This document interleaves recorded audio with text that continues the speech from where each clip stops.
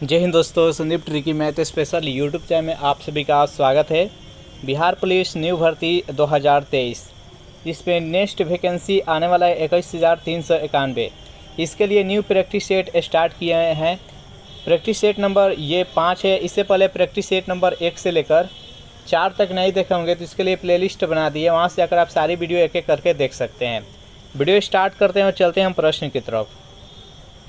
पहला प्रश्न है आपके सामने कि प्रतिरोधकता की इकाई क्या है, यानी प्रतिरोधकता का एसआई मात्रक क्या होता है आपको बताना है। वोल्ट होता है, एम्पियर होता है, ओम मीटर होता है, डी है, इनमें से कोई नहीं। बताइए यहाँ पर एक नंबर प्रश्न का सही आंसर क्या है। तो जो भी कैंडिडेट यहाँ पर ऑप्शन नंबर सी बता रहे हैं ओम मीटर, बिल्कुल ही सही जवाब है। देखिए प्रतिरोधकता का एसआई मात्रक ओम मीटर होता है। अगर केवल ओम बोला जाए तो ये प्रतिरोध का एसआई मात्रक होता है। विद्युत विभव तथा विद्युत विभवांतर का एसआई मात्रक वोल्ट होता है। विद्युत धारा का एसआई मात्रक एम्पियर होता है, याद रखिएगा। नेक्स्ट यहाँ पर सेकेंड प्रश्न है आपके सामने कि बेंजीन में कितने डबल बॉन्ड होते हैं, 1, 2, 3 और 4। बताइए यहाँ पर 2 नंबर प्रश्न का सही आंसर क्या है। बेंजीन में कितने डबल बॉन्ड होते हैं। देखिए बेंजीन का संरचना देख लेते हैं। तो ये है बेंजीन का संरचना। बेंजीन का ये संरचना है। यहाँ पर जितना आपको दिख रहा है डबल बॉन्ड कितना कहाँ कहाँ दिख रहा है, तो यहाँ डबल बॉन्ड है, यहाँ पर भी है और यहाँ पर भी है, यानी यहाँ पर 3 डबल बॉन्ड है। तो इस प्रकार से बेंजीन में कितने डबल बॉन्ड होंगे, तो 3। बेंजीन का अणु सूत्र कितना होता है, तो C6H6 होता है। चलिए नेक्स्ट क्वेश्चन देखते हैं। यहाँ पर 3 प्रश्न है आपके सामने कि नमक आंदोलन को और किस नाम से जाना जाता है। डांडी मार्च, सविनय अवज्ञा आंदोलन, भारत छोड़ो आंदोलन, असहयोग आंदोलन। बताइए यहाँ पर 3 प्रश्न का सही आंसर क्या है। नमक आंदोलन को और किस नाम से जाना जाता है। तो जो भी कैंडिडेट यहाँ पर ऑप्शन नंबर ए बता रहे हैं डांडी मार्च, बिल्कुल ही सही जवाब है। नमक सत्याग्रह आंदोलन या डांडी मार्च बोला जाए तो ये साबरमती आश्रम से स्टार्ट हुआ था और डांडी तक गया था। और ये कब, तो 1930 ईस्वी में। और इसी नमक आंदोलन के तहत सविनय अवज्ञा आंदोलन स्टार्ट हुआ था। भारत छोड़ो आंदोलन 1942 में चलाया गया था। असहयोग आंदोलन 1920 ईस्वी में, जो कि चौरा चौरी कांड हत्याकांड के बाद 1922 में स्थगित कर दिया गया था। नेक्स्ट यहाँ पर 4 नंबर प्रश्न है आपके सामने कि कुंभ मेला कहाँ आयोजित होता है। प्रयागराज में, हरिद्वार में, उज्जैन में, उपयुक्त सभी। बताइए यहाँ पर 4 नंबर प्रश्न का सही आंसर क्या है। कुंभ मेला कहाँ आयोजित होता है। तो देखिए कुंभ मेला है जो कि 12 वर्ष पर एक बार आयोजित किया जाता है और पूरे भारत वर्ष में 4 जगह कुंभ मेला लगता है। प्रयागराज, हरिद्वार, उज्जैन और नासिक। तो इस प्रश्न का सही आंसर है ऑप्शन नंबर डी, उपयुक्त सभी। नेक्स्ट यहाँ पर 5 नंबर प्रश्न आपके सामने कि महात्मा गांधी की 150वीं जयंती किस वर्ष मनाया गया था। 2018 में, 19 में, 20 और 21 में। बताइए यहाँ पर 5 नंबर प्रश्न का सही आंसर क्या है। महात्मा गांधी की 150वीं जयंती किस वर्ष मनाया गया था। तो महात्मा गांधी का जन्म कब हुआ था, तो 2 अक्टूबर 1869 ईस्वी में महात्मा गांधी का जन्म हुआ था। तो उस टाइम से अगर काउंट करें तो 2019 में 150 वर्ष होगा। तो इसका राइट आंसर हो जाएगा ऑप्शन नंबर बी, 2019। नेक्स्ट यहाँ पर 6 नंबर प्रश्न है आपके सामने कि रोवर्स कप किस खेल से संबंधित है।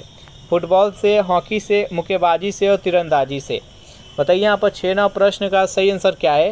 रोवर्स कप किस खेल से संबंधित है, जल्दी से कमेंट कीजिए। तो ये फुटबॉल से है। जो भी कैंडिडेट यहाँ पर ऑप्शन नंबर ए के साथ जा रहे हैं, बिल्कुल ही सही जवाब है।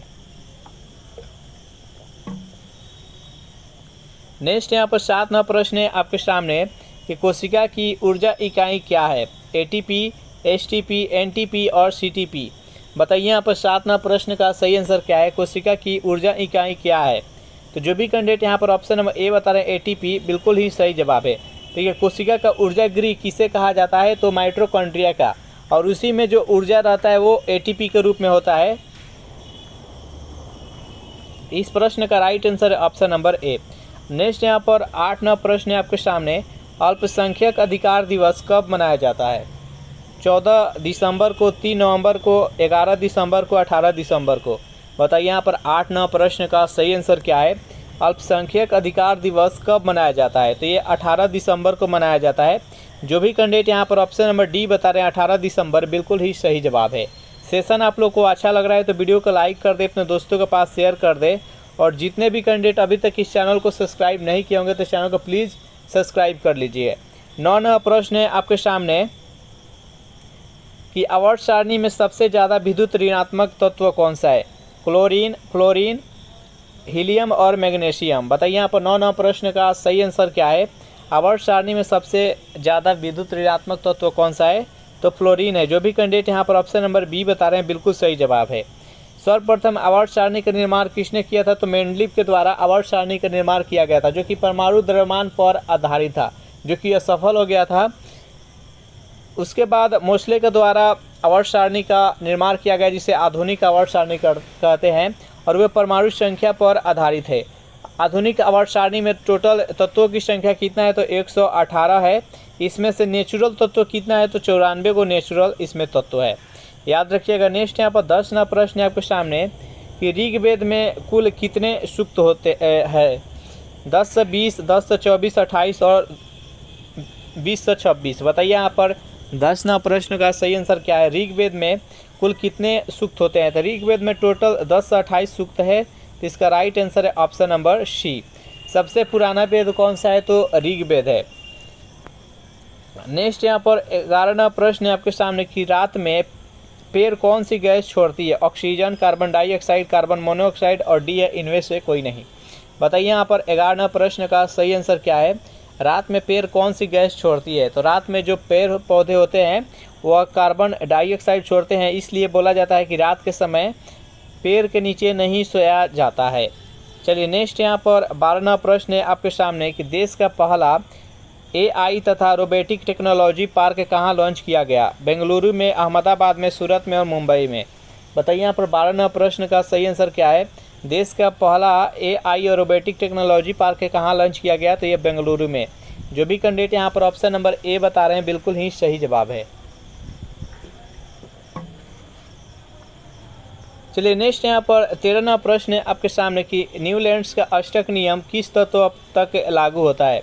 जो न्यूलैंड से अष्टक नियम दिए थे उसमें एक सीरीज बनाए थे, तत्वों का एक सीरीज बनाए थे, जिसमें जो फर्स्ट तत्व है उसका 8वें नंबर तत्व से गुण मिलता था, फिर जो सेकेंड है उसके नेक्स्ट यानी 9वें नंबर तत्वों से, मतलब उसके 8वें नंबर तत्व से गुण मिलता था। तो इसे न्यूलैंड्स के अष्टक नियम कहते हैं, जो कि लिथियम से स्टार्ट होता है। लिथियम के गुण सोडियम से मिलता है और ये 8वें नंबर पर आते हैं, यानी लिथियम है जो कि 3 नंबर पर है और सोडियम है जो कि 11 नंबर पर है। तो ये 8वें नंबर पर ये सोडियम है, और ये लिथियम से स्टार्ट हुआ था और कैल्शियम तक ले गया था।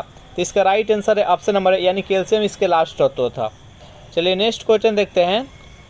14वां प्रश्न है आपके सामने, केंद्रीय भाषा संस्थान कहाँ है? पुणे में, नासिक में, भोपाल और मैसूर में। बताइए यहाँ पर 14वां प्रश्न का सही आंसर क्या है? केंद्रीय भाषा संस्थान कहाँ है? तो ये मैसूर में है। जो भी कैंडिडेट यहाँ पर ऑप्शन नंबर डी बता रहे हैं बिल्कुल ही सही जवाब है। 15वां प्रश्न है कि निर्भया योजना किस राज्य द्वारा शुरू की गई? मध्य प्रदेश, उत्तर प्रदेश, आंध्र प्रदेश और छत्तीसगढ़। बताइए यहाँ पर 15वां प्रश्न का सही आंसर क्या है? निर्भया योजना किस राज्य द्वारा शुरू की गई? तो ये उत्तर प्रदेश द्वारा शुरू की गई। जो भी कैंडिडेट यहाँ पर ऑप्शन नंबर बी बता रहे हैं बिल्कुल ही सही आंसर है उनका। 16वां प्रश्न है कि वन्य जीव संरक्षण अधिनियम कब लागू हुआ? 1972 में, 1978 में, 75 में और 69 में। बताइए यहाँ पर 16वां प्रश्न का सही आंसर क्या है? वन्य जीव संरक्षण अधिनियम कब लागू हुआ? तो जो भी कैंडिडेट, जितने भी कैंडिडेट यहाँ पर ऑप्शन नंबर ए के साथ जा रहे हैं यानी 1972 बता रहे हैं बिल्कुल ही सही जवाब है उनका। नेक्स्ट यहाँ पर 17वां प्रश्न, अमीबा अपना भोजन किसके माध्यम से ग्रहण करता है? उत्पाद के माध्यम से, भीति से, कुंभी से और डी है इनमें से कोई नहीं। बताइए यहाँ पर 17वां प्रश्न का सही आंसर क्या है? अमीबा जो जीव है, जो एकोशिकीय जीव है, याद रखिएगा, वो अपना भोजन किस माध्यम से ग्रहण करता है? तो वह उत्पाद के माध्यम से। देखिए ये है जो कि एक अमीबा है, और यही जो है ना आगे जाकर जैसे यहाँ पर जो गैप है, यही यहाँ पर कोई वस्तु है तो इसको धीरे धीरे करके इसको ऐसे अपने अंदर संग्रहण कर लेता है, इसे उत्पाद बोलते हैं। तो इसका राइट आंसर है ऑप्शन नंबर ए। नेक्स्ट यहाँ पर 18वां प्रश्न है कि सबसे बड़ी नदी द्वीप माजुली जो है किस नदी पर है? महानदी पर, ब्रह्मपुत्र पर, नर्मदा और कावेरी। बताइए यहाँ पर 18वां प्रश्न का सही आंसर क्या है? विश्व का सबसे बड़ी जो नदी द्वीप है जिसका नाम है माजुली, वो किस नदी पर है? तो ये ब्रह्मपुत्र नदी जो कि असम में स्थित है। इसका right answer option number B. Next यहाँ पर 19वां प्रश्न है, बेहद इंपॉर्टेंट प्रश्न है कि कौन सी नदी है जो कि मध्य प्रदेश से निकलकर अरब सागर में गिरती है? सोन नदी, लूनी नदी, ताप्ती नदी और क्षिप्रा नदी। बताइए यहाँ पर 19वां प्रश्न का सही आंसर क्या है? कौन सी नदी है जो कि मध्य प्रदेश से निकलकर अरब सागर में गिरती है? तो वो ताप्ती नदी है। जो भी कैंडिडेट यहाँ पर ऑप्शन नंबर सी के साथ जा रहे हैं बिल्कुल ही सही जवाब है। नेक्स्ट यहाँ पर 20वां प्रश्न है कि टोल अधिनियम कब पारित हुआ? 1930 में, 1851 में, 1965, 1869 में। बताइए यहाँ पर 20वां प्रश्न का सही आंसर क्या है? टोल अधिनियम कब पारित किया गया? तो 1851 ईस्वी में। जो भी कैंडिडेट यहाँ पर ऑप्शन नंबर बी के साथ जा रहे हैं बिल्कुल ही सही जवाब है। 21वां प्रश्न है आपके सामने कि अनुच्छेद 24 जो कि शोषण के विरुद्ध अधिनियम के अंतर्गत आता है, जो कि शोषण के विरुद्ध अधिनियम में 23 और 24 में वर्णन किया गया है। तो अनुच्छेद 24 के अनुसार कितने वर्ष से कम उम्र के बच्चों को कारखानों में काम करने पर रोक लगाया गया है? 18 वर्ष, 16 वर्ष, 21 वर्ष और 14 वर्ष। बताइए यहाँ पर 21वां प्रश्न का सही आंसर क्या है? तो जो भी कैंडिडेट यहाँ पर ऑप्शन नंबर डी के साथ जा रहे हैं यानी 14 वर्ष बता रहे हैं बिल्कुल ही उनका सही जवाब है। यहाँ तक आप लोगों को सेशन अच्छा लगा है तो वीडियो को लाइक कर दे, अपने दोस्तों के पास जल्दी से शेयर कर दे, और जितने भी कैंडिडेट अभी तक इस चैनल को सब्सक्राइब नहीं किए होंगे तो इस चैनल को भी सब्सक्राइब कर लीजिएगा। पंचमढ़ी बायोस्फीयर रिजर्व में कौन सा पशु संरक्षित है? चिंकारा, नीलगाय, हाथी और भालू। बताइए यहाँ पर 22वां प्रश्न का सही आंसर क्या है? तो देखिए पंचमढ़ी बायोस्फीयर 21 राज्य में है, तो ये मध्य प्रदेश में है। इसमें कौन से पशु को संरक्षित किया गया है? तो चिंकारा। जो भी कैंडिडेट यहाँ पर ऑप्शन नंबर ए बता रहे हैं बिल्कुल ही सही जवाब है। 23वां प्रश्न आपके सामने कि राज्यसभा के महासचिव की नियुक्ति कौन करता है? राष्ट्रपति, उपराष्ट्रपति, प्रधानमंत्री और डी इनमें से कोई नहीं। बताइए यहाँ पर 23वां प्रश्न का सही आंसर क्या है? राज्यसभा के महासचिव की नियुक्ति कौन करता है? तो राज्यसभा के महासचिव का नियुक्ति जो किया जाता है वो उपराष्ट्रपति के द्वारा किया जाता है। जो भी कैंडिडेट यहाँ पर ऑप्शन नंबर बी के साथ जा रहे हैं बिल्कुल सही जवाब है। राज्यसभा के सभापति कौन होते हैं? तो राज्यसभा के सभापति राष्ट्रपति होते हैं। राज्यसभा का सदस्य बनने के लिए न्यूनतम आयु कितनी होनी चाहिए? तो 30 वर्ष होनी चाहिए। राज्यसभा का वर्णन संविधान के किस अनुच्छेद में किया गया है? तो 80 में किया गया है, और इसको उच्च सदन और अस्थायी सदन भी कहा जाता है, याद रखिएगा। नेक्स्ट यहाँ पर 24वां प्रश्न है, व्यापार करने का अधिकार किस देश के संविधान से लिया गया है? Britain, Japan, Australia, America. बताइए यहाँ पर 24वां प्रश्न का सही आंसर क्या है? व्यापार करने का अधिनियम किस देश के संविधान से लिया गया है? तो ऑस्ट्रेलिया। जो भी कैंडिडेट यहाँ पर ऑप्शन नंबर सी के साथ जा रहे हैं बिल्कुल सही जवाब है। नेक्स्ट यहाँ पर 25वां प्रश्न है कि भारत की पहली पैरा बैडमिंटन एकेडमी कहाँ स्थापित किया गया? लखनऊ में, कानपुर, प्रयागराज, बनारसी में। बताइए यहाँ पर 25वां प्रश्न का सही आंसर क्या है? भारत की पहली पैरा बैडमिंटन एकेडमी कहाँ स्थापित की गई? तो लखनऊ में की गई। जो भी कैंडिडेट यहाँ पर ऑप्शन नंबर ए बता रहे हैं बिल्कुल ही सही जवाब है उनका।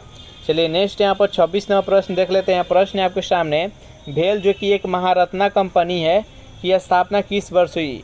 1965 में, 64 में, 78 में और 66 में। बताइए यहाँ पर 26वां प्रश्न का सही आंसर क्या है?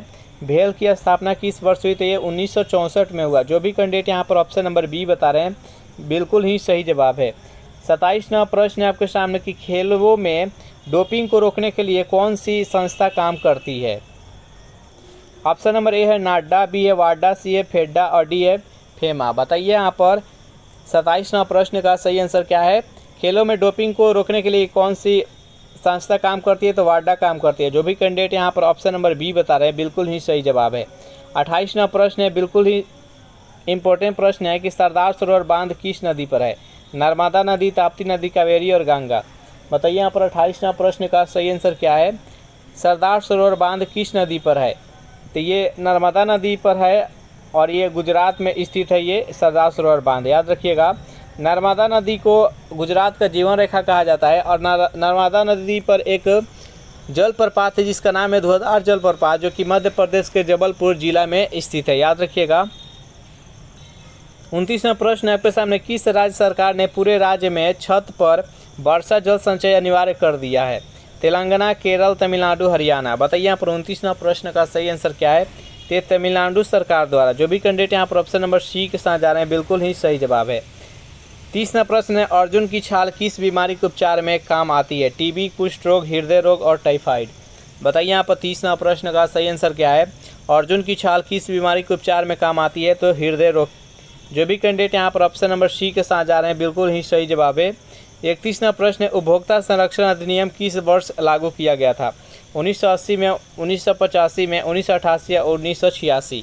बताइए यहाँ पर 31वां प्रश्न का सही आंसर क्या है? उपभोक्ता संरक्षण अधिनियम किस वर्ष लागू किया गया था? तो जो भी कैंडिडेट 31वां प्रश्न का आंसर 1986 बता रहा है, यानी ऑप्शन नंबर डी बिल्कुल ही सही जवाब है उनका। चलिए नेक्स्ट यहाँ पर 32वां प्रश्न देख लेते हैं। बेहद इंपॉर्टेंट प्रश्न है। ये प्रश्न बार बार एग्जाम में पूछे जाते हैं कि 2005 में कौन सी शास्त्रीय भाषा जोड़ी गई थी? उर्दू, संस्कृत, मैथिली और डोंगरी। बताइए यहाँ पर 32वां प्रश्न का सही आंसर क्या है?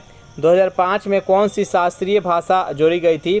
तो देखिए टोटल शास्त्रीय भाषा की संख्या कितना है? तो 6 है। 6 भाषा में कौन कौन सी है? तो देखिए मलयालम है, कन्नड़ है, तमिल है, उसके बाद तेलुगु है, ये 4 हो गया। उसके बाद उड़िया है और संस्कृत है। ये 6 भाषा है, शास्त्रीय भाषा है। इसमें संस्कृत जो है वो 2005 में ऐड किया गया। नेक्स्ट यहाँ पर 33वां प्रश्न है आपके सामने। आवर्त सारणी में बाएं से दाएं जाने पर परमाणु त्रिज्या में क्या परिवर्तन होगा आपको बताना है। बढ़ेगी, घटेगी, अपरिवर्तित रहेगी, डी या इनमें से कोई नहीं। बताइए यहाँ पर 33वां प्रश्न का सही आंसर क्या है? आवर्त सारणी में बाएं से दाएं जाने पर उसके परमाणु त्रिज्या में क्या परिवर्तन होगा? तो घटेगा। जो भी कैंडिडेट यहाँ पर ऑप्शन नंबर बी के साथ जा रहे हैं बिल्कुल ही सही जवाब है। 34वां प्रश्न बेहद इंपॉर्टेंट प्रश्न है। मधुमेह रोग किसकी कमी से होता है? इंसुलिन, आयोडीन, कैल्शियम और पोटेशियम। बताइए यहाँ पर 34वां प्रश्न का सही आंसर क्या है? मधुमेह रोग किसकी कमी से होता है? तो इंसुलिन की कमी से मधुमेह रोग होता है। इसका राइट आंसर है ऑप्शन नंबर ए। आयोडीन की कमी से कौन सा रोग होता है? तो घेघा रोग होता है। नेक्स्ट यहाँ पर 35वां प्रश्न है आपके सामने। नीति आयोग का अध्यक्ष कौन होता है? उपराष्ट्रपति, प्रधानमंत्री, राष्ट्रपति और डी है इनमें से कोई नहीं। बताइए इनमें से नीति आयोग के अध्यक्ष कौन होते हैं? तो नीति आयोग के अध्यक्ष प्रधानमंत्री होते हैं। जो भी कैंडिडेट योजना आयोग के जगह पर नीति आयोग आया है। नेक्स्ट यहाँ पर 36वां प्रश्न, भारत में सबसे पहले साहित्य का नोबेल पुरस्कार किसे मिला? गीतांजलि श्री को, रविन्द्रनाथ टैगोर को, कैला सत्यार्थी को, हरिप्रसाद चौरसिया को। बताइए यहाँ पर 36वां प्रश्न का सही आंसर क्या है? भारत में सर्वप्रथम साहित्य के क्षेत्र में नोबेल पुरस्कार किसे मिला? तो रविन्द्रनाथ टैगोर को। जो भी कैंडिडेट यहाँ पर ऑप्शन नंबर बी बता रहे हैं बिल्कुल ही सही जवाब है। गीतांजलि पुस्तक के लिए 1913 ईस्वी में रविन्द्रनाथ टैगोर को साहित्य के क्षेत्र में नोबेल पुरस्कार मिला और ये एशिया के प्रथम व्यक्ति थे जिन्हें नोबेल पुरस्कार मिला था।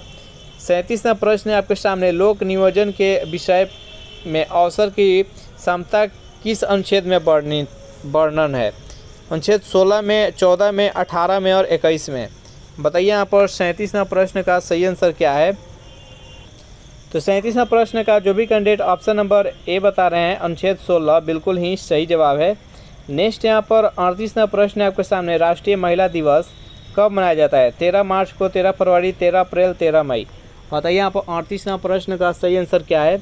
राष्ट्रीय महिला दिवस कब मनाया जाता है? तो 13 फरवरी को। जो भी कैंडिडेट यहाँ पर ऑप्शन नंबर बी बता रहे हैं बिल्कुल ही सही जवाब है। 39वां प्रश्न, भारत में पवन ऊर्जा का सबसे बड़ा उत्पादक राज्य कौन सा है? हरियाणा, तमिलनाडु, उत्तर प्रदेश और कर्नाटक। बताइए यहाँ पर 39वां प्रश्न का सही आंसर क्या है? भारत में पवन ऊर्जा का सबसे बड़ा उत्पादक राज्य कौन सा है? तो तमिलनाडु है। जो भी कैंडिडेट यहाँ पर ऑप्शन नंबर बी के साथ जा रहे हैं बिल्कुल ही सही जवाब है उनका।